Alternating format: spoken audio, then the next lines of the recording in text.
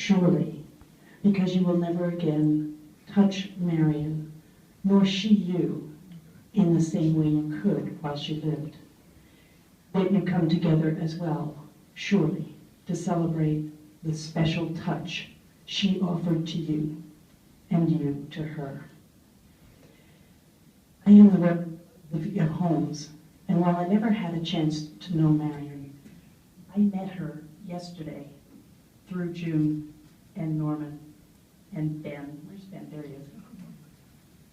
And they painted a picture for me that was so inspiring and so beautiful that a little bit of sharing just has to happen today. But what they made me think of was the words of the book of Ecclesiastes, and that's where I'd like to begin, because it seems to fit so well Marion, who she was, and what her life was like, coming and going as my work with this microphone. In the book of Ecclesiastes, it says, "For everything there is a season, and a time for every purpose under heaven. A time to be born, and a time to die. A time to plant, and a time to pluck up that which is planted. A time to weep, and a time to laugh. A time to mourn, and a time to dance." All of you who knew Marion knew of her passion for music. One of the ways we dance together in times of grief, such as this, is in the sharing of special memories. Marion's husband, John Rogers, has a couple of memories he'd like to take just a few minutes to share with us.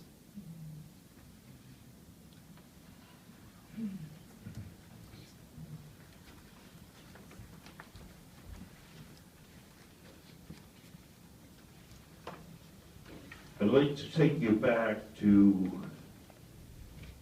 1973. I was chairman of the music committee, and the Rollstone Congregational Church had a need for a new organist. I, along with the music director, had already interviewed about 6 different organists, had one all selected, and on the night that we were going to announce it, he told me, "By the way, I've got one more person I think we ought to listen to."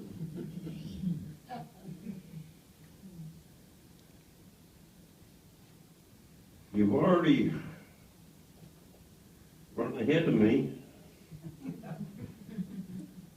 We listened to that one organist, and that one organist was Marion Dalton. Very, very unusual talent. So obviously our original decision was changed, and Marion was hired.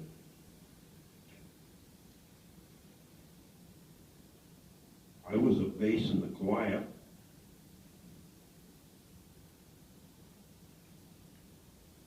She was my organist, choir director, and she immediately went to work to make us into the best choir in Pittsburgh.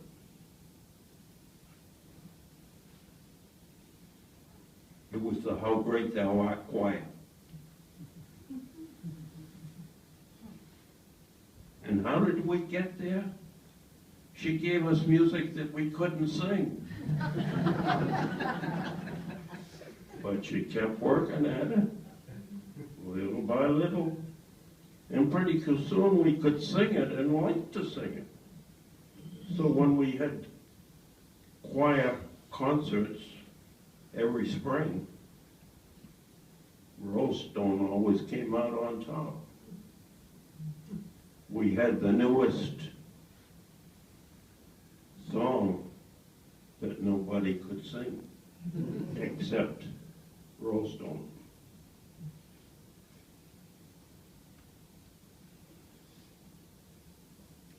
From there you got to step ahead a little bit Marion lost her husband, Jack,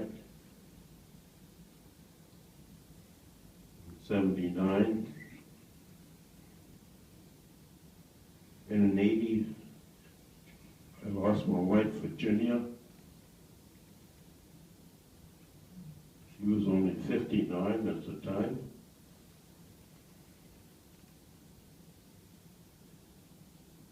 But somehow I was the bass in the choir. That's all. But you know, in congregational churches, you have an event in the early part of the year there where you choose delegates and make plans and all that sort of thing. And that came up in January of '81. And the first thing you do is you have something to eat. And there's tables all set up in the place where you eat. 2 tables that gives you 3, 6. That gives you 12 people at a table. Actually, at 2 tables. And one sitting down the other end and one sitting on this end. And we had our supper. Very nice. Somebody came down and announced that it was time to go on with the business meeting upstairs. So we went upstairs. Whoops. This is going upstairs too. So it was arranged, it was time to go, and 6 people and 6 people got up. That left 2 people. And you guessed it. I was on one end and Marion was on the other. We didn't get up. I don't know why. Maybe it goes along with that song, Strangers in the Night.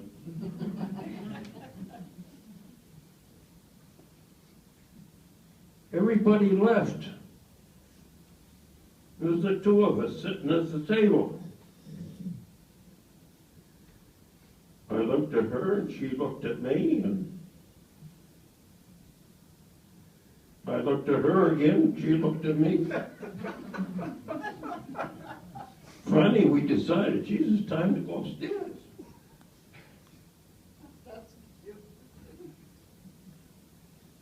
We went upstairs.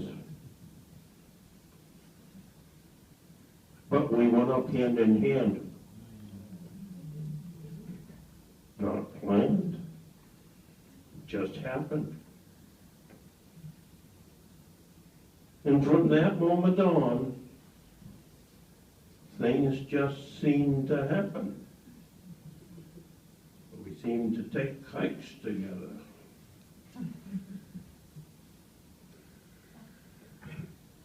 We had little dinners together. And along comes February. What have you got in February? You got Valentine's Day. Oh, what an opportunity.